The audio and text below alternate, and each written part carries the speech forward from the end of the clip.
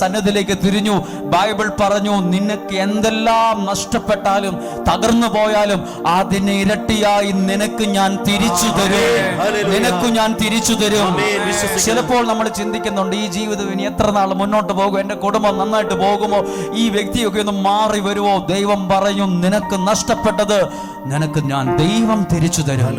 ആ ഒരു അനുഗ്രഹമാ എനിക്ക് നിങ്ങൾക്ക് വേണ്ടത്.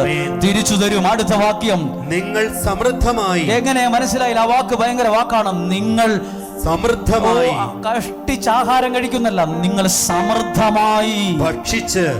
ഇഷ്ടം പോലെ ഫുഡ് നിങ്ങൾ കഴിക്കും, സമൃദ്ധമായി ഭക്ഷണം കഴിച്ച് സംതൃപ്തി അടയും. അല്ല, നേരത്തെ ഇങ്ങനെ അല്ലല്ലോ പറഞ്ഞത്. മുന്തിരിച്ചെടി വാടിപ്പോയിന്നോ ആപ്പിൾ ഉണങ്ങിയെന്നൊക്കെ ആണല്ലോ പറഞ്ഞത്. ഒരധ്യായം കഴിഞ്ഞ് തിരിച്ചു വന്നപ്പോ പറയുവാ, സംതൃപ്തി അടയും, സമൃദ്ധി ഉണ്ടാകും, നിനക്ക് ഞാൻ തിരിച്ചു തരും. ഉണങ്ങിപ്പോയ ഒരു